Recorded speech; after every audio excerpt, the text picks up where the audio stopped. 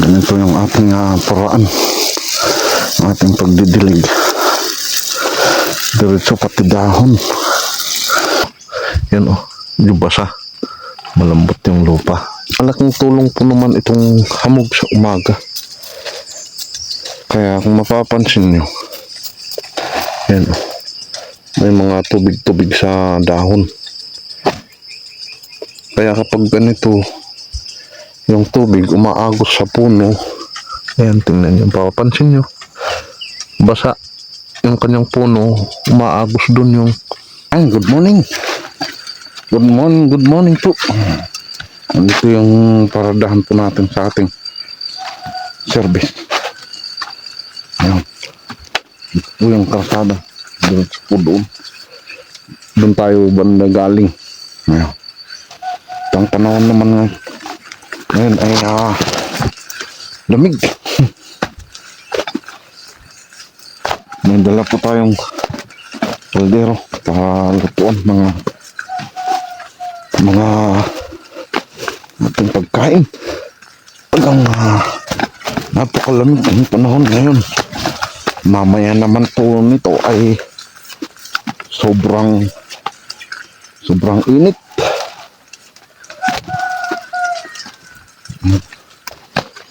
Binalot na tayo ng lamig. Ulap. Ayan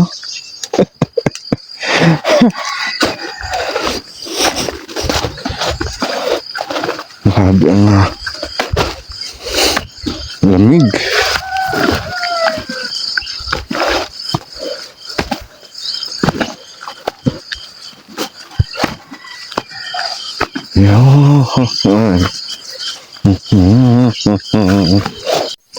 So ito na po yung ating leeks. Ayan yun. Sa sobrang init ay yung kanyang takip, yung tawag na takip, ito ay sa sobrang init ay natutuyo. Pero ayos naman po yung kanyang talbusan. Ang importante lang dito ay madilig-dilig para po hindi matuyot yung kanyang puno. Ayan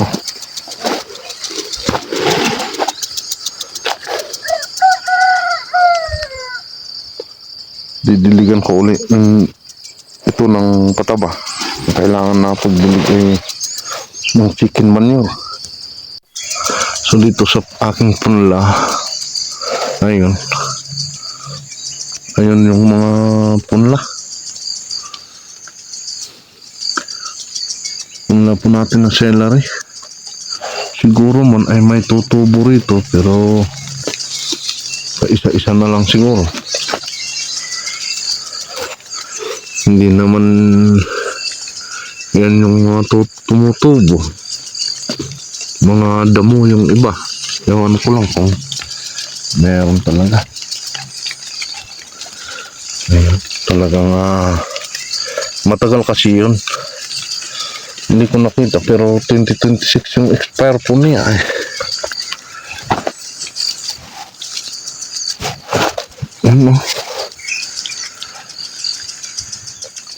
meron man siguro, pero konti lang.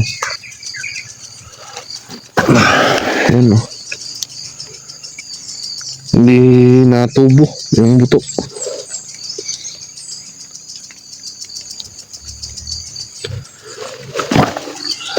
Nag-expire na siguro yan. Na pong papatubigan itong ating sibuyasan. Yan. Magdidilig yan ng ilang oras. Ito po yung cherry tomato natin. Sobrang lago. Ayan malaki. Lago niya. Meron po kasing chicken manure yung napagtanan po natin. Kaya ganyan po siya.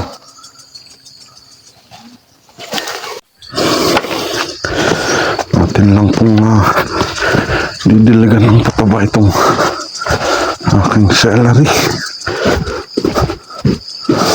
Ayan. Yun. Ganito yung ating paraan, ating pagdidilig. Diretso pati dahon. Pero mamaya naman po nito babanlawan din po natin ito ng malinis na tubig.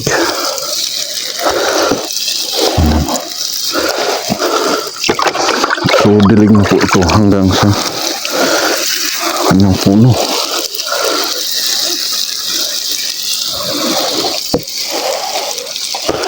Pumapailalim.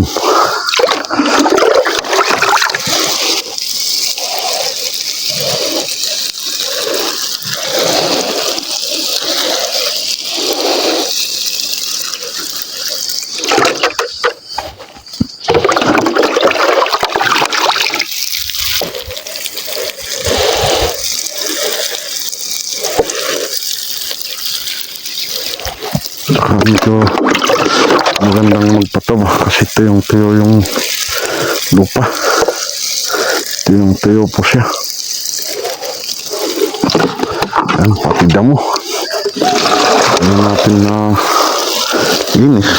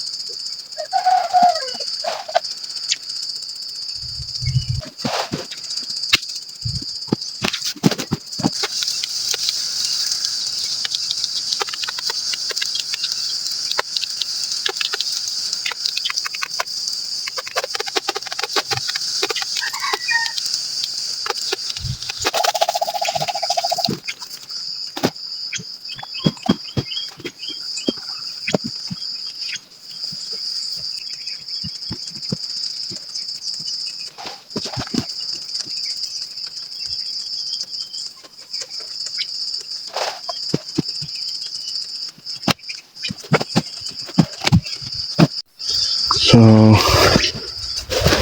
ayun, natapos na din po. Mapataban ito at madilig. Ito din po, hindi natin naasikaso. Kaya di ko po natanggal ito.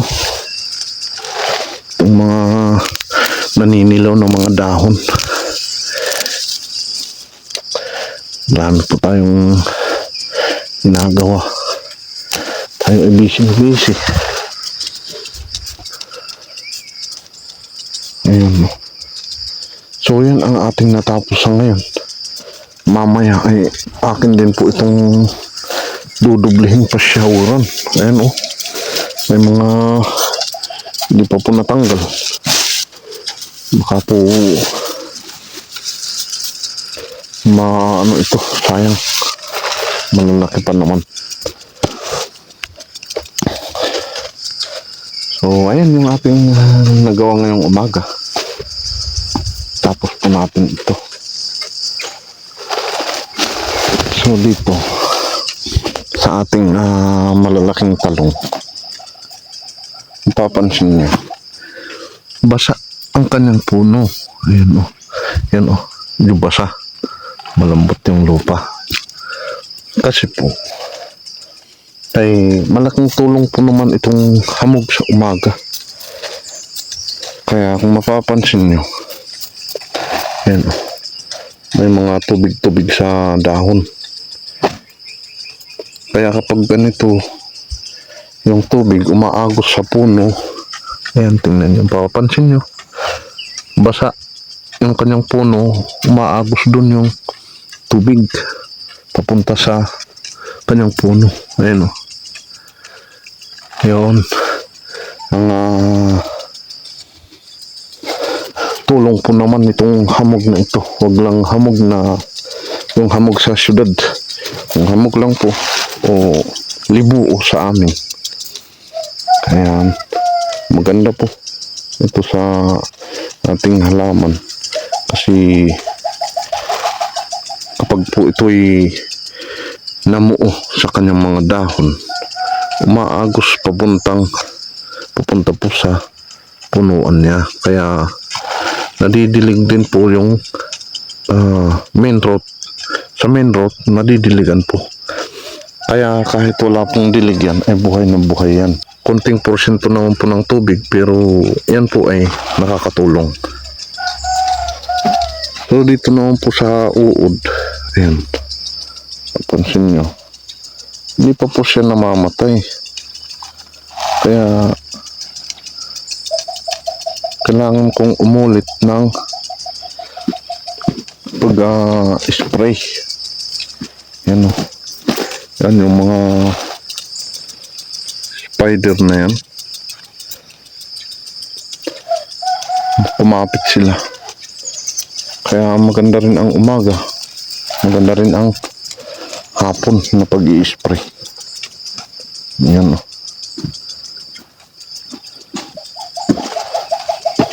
Mga bulaklak po niya. Dito may mga nauna ring mga bunga. May nakita rin akong medyo lumaki. Ay, ito yung dati. Ito naman po yung pasunod. Yan, papansin nyo, may ano din sa kanyang mga dahon. Pero kung maraming dahon, mas maraming tubig. Ayan o. Napansin nyo, basa. Yun, basa. Kaya malaki ding tulong itong hamog o libuo. Ayan o. Parang bumabang kalangitan.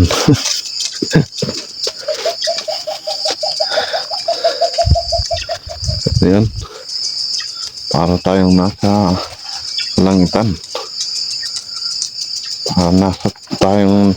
Tayo ay nasa ulap.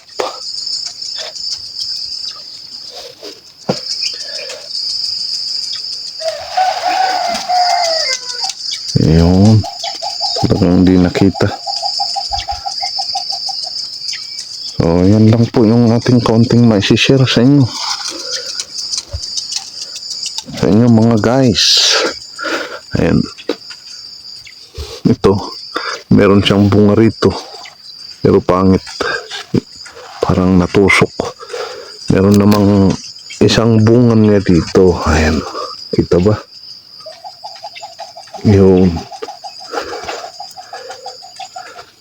Ito, siguradong tusok na ito. Yan o. Maliliit pa lang ay natusok na. Yan na yung uod. So, kapag ganito, dapat medyo tawag doon, panay-panay ang ating spray kapag ganito, lalo na ngayon at summer. Kahit maliliit ay tinutusok. Yan, sayang. Medyo malaki sana ito kapag kung hindi tinusok. Yan yung uod. Yan. Yung kumain ay yung nabuo sa loob. Nabuhay siya sa loob dahil maraming mga pagkain. Yan, sayang, lalaki sana yan. Yan lang yung kaunti po natin maisishare sa inyo. Thanks for watching, mga kaibigan, mga kapamilya, mga guys.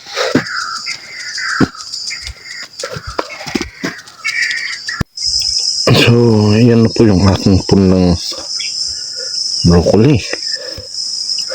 Yan, medyo malalaki na yung dahon. yung mga uod na nangangain, eh yun, patay na. Dumikit na sa likod. In-spray ko ito nung nag-spray ako ng talong, sinabay ko na po.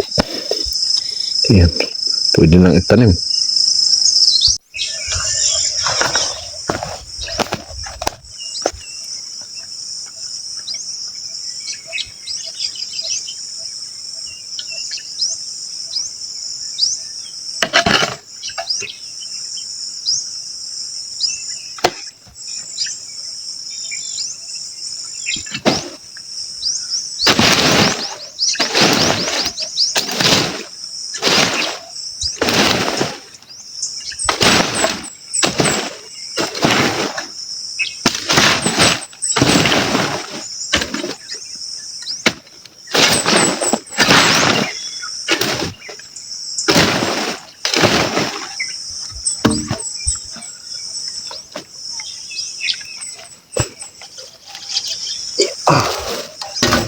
Ito ang tinatawag na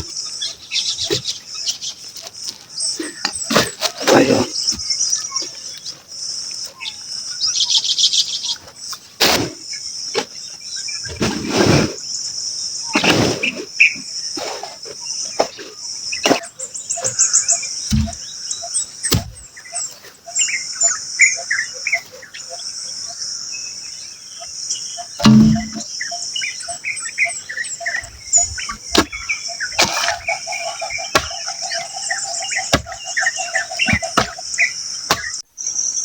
So yun yung sinasabi ko.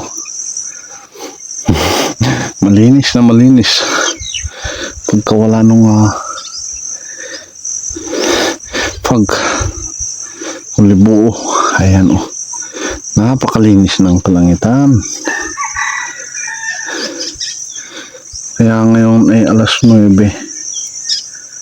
Alas 9 na pero napakainit.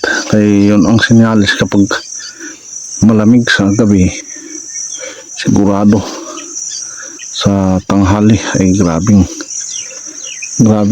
init. So ayan, 3 hours basa na. Ano, basa ang mga puno pati ilalim. So pwede na rin po natin doon sa baba. So ayan, akin po itong dudublihing diligan kasi nga po hindi masyadong natanggal yung mga pataba na naiwan sa mga dahon, kaya para sigurado i-shower na rin po natin. Ayan. Hindi lang naman po itong salari, pati naman po itong talong mababasa po, may banlaw po yan.